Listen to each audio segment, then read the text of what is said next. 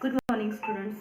In previous lecture, we read about some example of bases, acids, and some salts. Now we talk about neutralization reaction, many indicators, and types of indicators. The types of indicators are universal indicators, natural indicators, and synthetic indicators. Natural indicators की अगर हम examples की बात करें तो इसमें कई सारे एग्जांपल्स हम बात कर सकते हैं। लिटमस की है, चाइना रोज़ है example, cabbage juice, turmeric. Cabbage juice जो होगा ये जब एसिड के कांटेक्ट में आता है तो ये रेड कलर में, डार्क रेड कलर में कन्वर्ट होता है, change into dark red. And जब ये बेस के कांटेक्ट में आता है तो ये ग्रीन कलर में चेंज हो जाता है।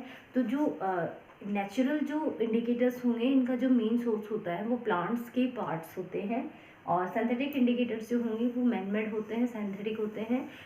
इसके अगर हम एग्जांपल्स देखें, फिनोल्फथालीन एंड मेथिल ऑरेंज जो है वो इसके एग्जांपल्स हैं।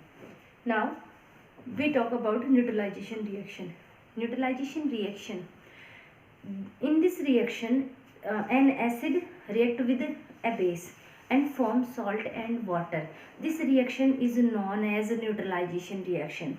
न्यूट्रलाइजेशन रिएक्शन में क्या होगा, एक एसिड जो होता है, अगर हम बात करें एसिड जो है वो रिएक्ट करेगा बेस के साथ, एसिड प्लस बेस रिएक्ट करेंगे एंड फॉर्मेशन होगा salt and water. This reaction is known as neutralization reaction. बहुत सारी, अगर हम न्यूट्रलाइजेशन रिएक्शन की बात करें डेली लाइफ में, हम न्यूट्रलाइजेशन रिएक्शन के बहुत सारे एग्जांपल्स भी देखते हैं।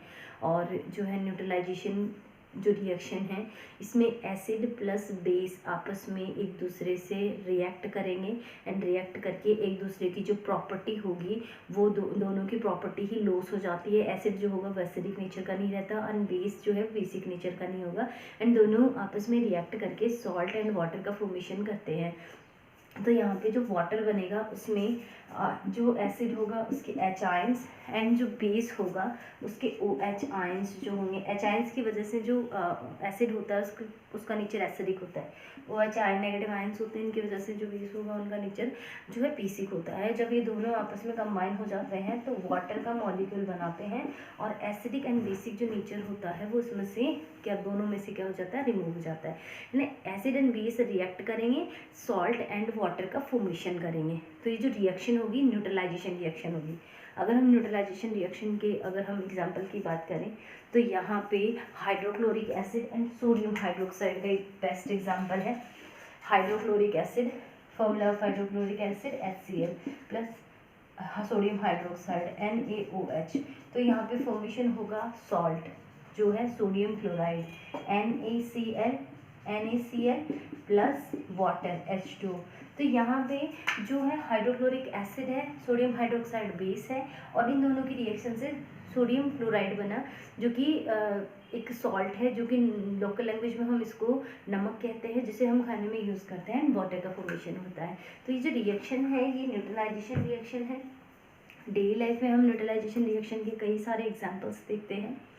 फॉर एग्ज़ाम्पल, कभी जब हमें मान लीजिए कोई भी, जैसे हम एंट की बात करते हैं, एंट जब कट करती है हमारी स्किन पे तो वो जब कट करती है तो वो हमारी स्किन में कुछ एसिड रिलीज़ करती है।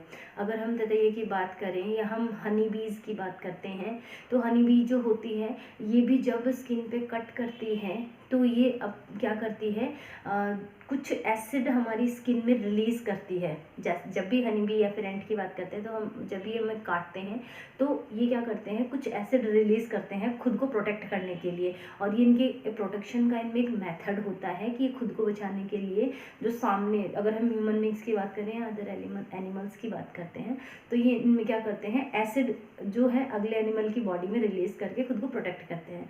तो यहाँ पे जो जब भी कभी एंट या हनी बी कट करती हैं स्किन पे तो उसमें वो एसिड रिलीज़ करती हैं, और जो एसिड होता है इस एसिड की प्रॉपर्टी को जो है वो ख़त्म करता है बेस। तो जब भी कभी एंट या हनी भी अगर बाइट करें, कट करें, तो उसके जहाँ पे उसने कट किया है वहाँ पे आप अप्लाई करें बेसिक नेचर के जो भी सॉल्यूशन होते हैं। फॉर एग्जांपल हम टूथपेस्ट की बात करते हैं, टूथपेस्ट होगा वो बेसिक नेचर का होता है, बेस होगा इसमें, और एंड जो स्किन है उसमें एसिड, जहाँ पे कट किया है वहाँ पे एसिड प्रेजेंट होता है। और जैसे ही इनको अप्लाई करते हैं हम बेस को तो उसमें एसिड और बेस की आपस में रिएक्शन होती है और सॉल्ट एंड जो है वाटर का फॉर्मेशन होता है।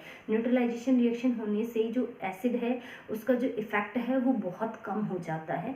तो जब भी कभी एसिड जो होता है उसको अगर उसके इफ़ेक्ट को कम करना हो तो बेस के साथ उसका रिएक्ट कर दे।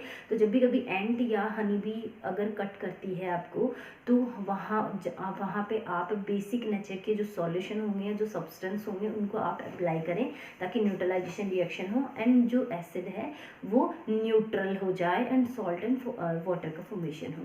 अगर हम और एग्जांपल की बात करें तो एसिडिटी वर्ड आप सबने सुना है। एसिडिटी मीन्स जो हमारा स्टमक होता है, एलिमेंट्री कैनाल में जो स्टमक होगा, स्टमक में एक एसिड बनता है हाइड्रोक्लोरिक एसिड। कभी कभी कुछ कंडीशंस ऐसी हो जाती हैं जिनमें हाइड्रोक्लोरिक एसिड का जो अमाउंट होता है वो स्टमक में बहुत ज़्यादा इंक्रीज़ हो जाता है।